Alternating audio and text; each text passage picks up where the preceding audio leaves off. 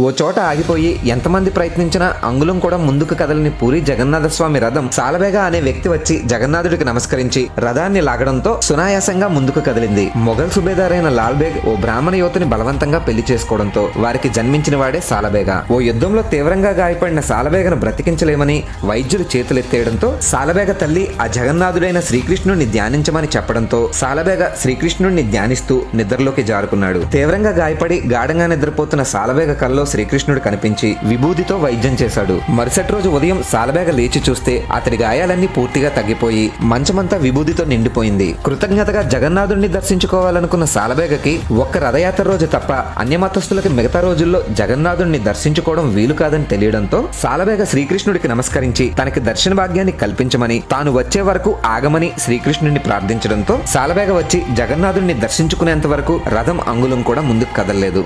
Jai Srikrishna.